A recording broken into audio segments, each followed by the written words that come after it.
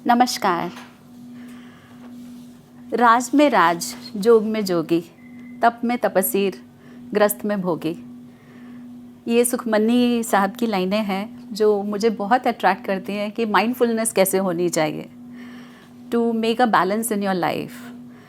तो इसी से रिलेटेड पता चला कि ध्यान बहुत इम्पॉर्टेंट है, लेकिन ध्यान से अपनी पहचान होती है ये भी पता चला, वरना गूगल तो सब बता देता है। मैं आज सुशीला मदान, आज के सेशन में मैं नीलिमा जो मेरे साथ हैं उनसे मैं पूछूंगी कि वर्क लाइफ बैलेंस और लाइफ में बैलेंस कैसे लाया जाए। नीलिमा जी।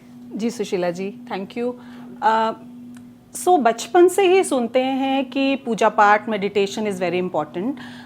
पेरेंट्स को देखा भी था पूजा पाठ करते हुए और सुनते रहे कि मेडिटेशन करना चाहिए, बहुत बेनिफिट्स होते हैं। फिर बहुत चीज़ें एक्सप्लोर भी की और कुछ ट्राई भी किया, बट क्या होता था कि रेगुलरिटी नहीं आती थी। कुछ दिन किया फिर छोड़ दिया, कुछ बेनिफिट्स भी मिले पर छोड़ते चले गए, रेगुलरिटी नहीं आई।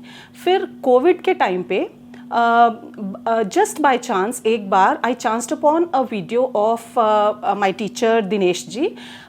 ये था 2020 की बात, और वो वीडियो देखने के बाद उन्होंने ब्रह्म मुहूर्त ध्यान जो करते हैं मॉर्निंग, अर्ली मॉर्निंग वाला, उसकी इम्पोर्टेंस बताई थी। उसको देखने के बाद नेक्स्ट डे से मैंने और मेरे हस्बैंड, हम दोनों ने शुरू किया और हम लोग रेगुलरली करने लगे। मैंने तो ऐसा हो गया कि जब मैं देखती थी कि सर अगर 358 पे आके रोज़ करा सकते हैं तो मैं क्यों नहीं कर सकती। इस चीज़ ने मुझे बहुत इंस्पायर किया, एक डिसिप्लिन आ गया और वो मेडिटेशन होती चली गई, एवरीडे होती चली गई। तो तब तो ये था कि एक प्रोसेस है, हम कर रहे हैं। काफ़ी दिन तक ऐसे ही रहा कि कुछ कर रहे हैं और वो करना है, उसको मिस नहीं करना। थोड़े दिनों बाद समझ आने लगा कि ये जो मैं कर रही हूँ ये मेरे लिए कितना बेनिफिशियल है, इससे क्या बेनिफिट्स हो रहे हैं। ये ऐसा हुआ कि कोई भी सिचुएशन होती है लाइफ की तो बहुत एंग्शियस हो जाती थी पहले मैं। अब ऐसा होता है, ये 3 साल हो गए हैं, मैं रेगुलरली मेडिटेशन कर रही हूँ। अब मेरे को एंग्जाइटी के लेवल, मुझे खुद को फील होता है कि काफ़ी कम हो गया है। मुझे सिचुएशंस को हैंडल करना आ गया है। थोड़ा ऐसा नहीं होता कि बहुत घबराहट होती है। मुझे हमेशा एक फीलिंग रहती है कि there is a very super important person being supporting me, ऐसा कुछ ये फीलिंग हमेशा रहती है। तो मुझे बहुत हमेशा एक सहारा रहता है कि लाइफ में कुछ भी हो जाए आई कैन हैंडल इट, और कॉन्फिडेंस आ गया। तो ये कॉन्फिडेंस मेरे लाइफ में और मेरे वर्क में दोनों में मुझे फील होता है। कैसे मैं रिलेशनशिप्स के साथ डील कर पाती हूँ वो भी मुझे इम्प्रूव हुआ। मुझे अपनी हेल्थ में भी इम्प्रूवमेंट फील होती है और basically I am at peace. मुझे ऐसा लगता है कि पहले मैं बहुत मेंटली थोड़ा डिस्टर्ब हो जाती थी छोटी छोटी सिचुएशन से। अब मैं थोड़ा स्टेबल हो जाती हूँ, अब मैं समझ पाती हूँ उसको और हैंडल कर पाती हूँ। ये डिफरेंस मुझे फील हुआ है। तो मैं इसी से रिलेटेड आपसे एक चीज़ पूछ सकती हूँ। ये तो है कि these are the outcomes. How do you feel there is a divinity or there is a that you have become spiritual?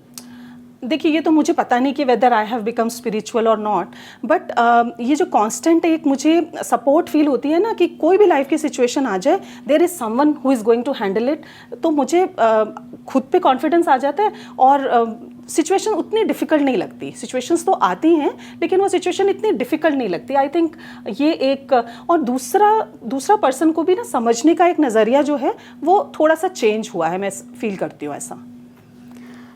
हम कहते हैं कि कभी भी कृपा मांगने से नहीं मिलती, तो कैसे मिलती है फिर? वैसे तो मांगने से सब कुछ मिलता है। मुझे लगता है यूनिवर्स से मांगो, भगवान से मांगो, या ये तो है, आपको पता होना चाहिए कि आपको क्या चाहिए।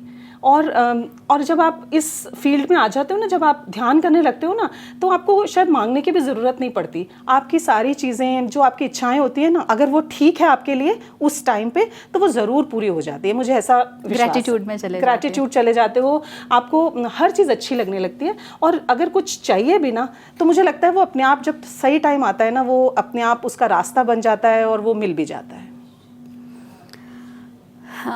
एक ब्रह्म मुहूर्त ध्यान में बहुत ज़्यादा सर कहते हैं अब जपा के ऊपर, अब जपा ध्यान, इस पे आप क्या कहना चाहेंगे? तो अजपा हमने सर से सीखा। देखिए बचपन से ही हम लोग मंत्र तो पेरेंट्स से भी सीखते रहे हैं और कभी कभी करते भी थे ओकेजनली।